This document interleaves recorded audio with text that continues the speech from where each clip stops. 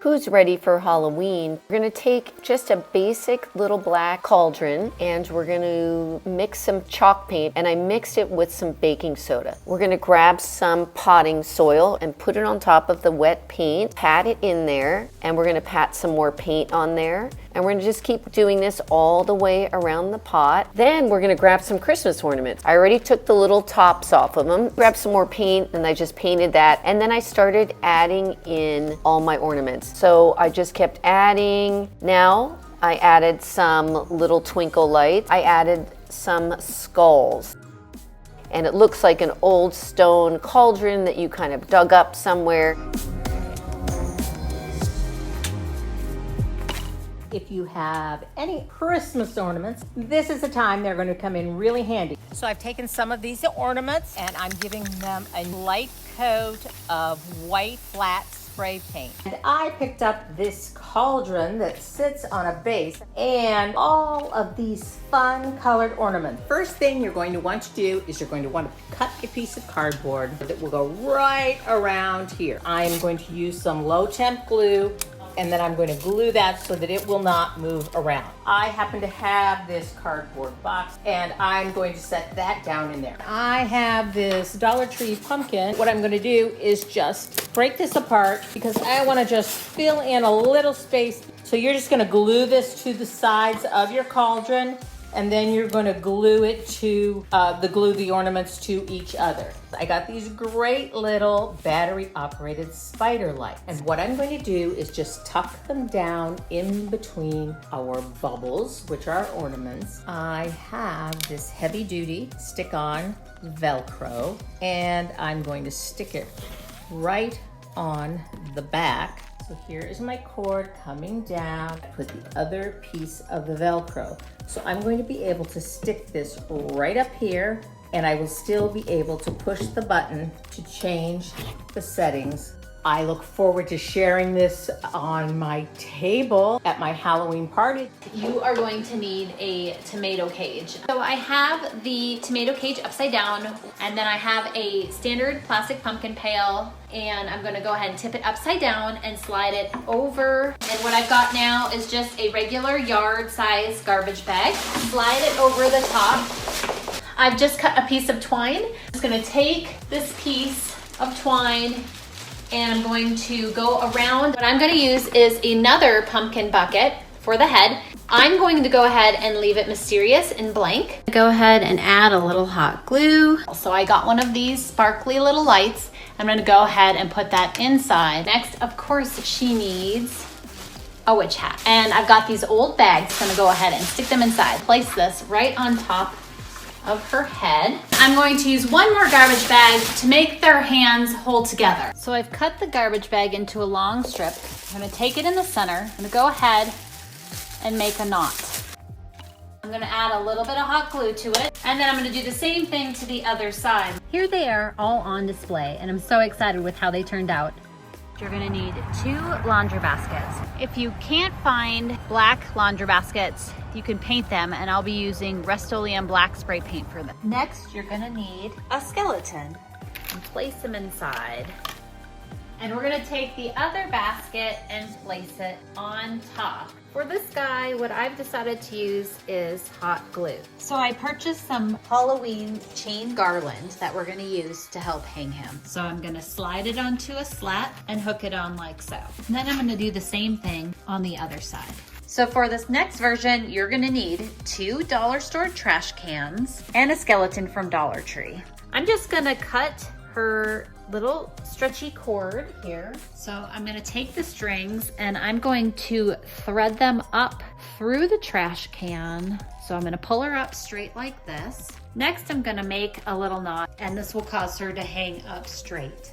And I'm gonna place the 2 trash cans on top of each other. I'll be using black paracord to adhere her together. Now, to hang her, I'm gonna do the same thing. I'm gonna loop it down through one of the holes and then work my way up through another hole. And then once I get it up, I'm gonna just give it some extra length for hanging, and now I've created a way to hang it. Here they are hanging in our yard, and I'm so thrilled with how they turned out.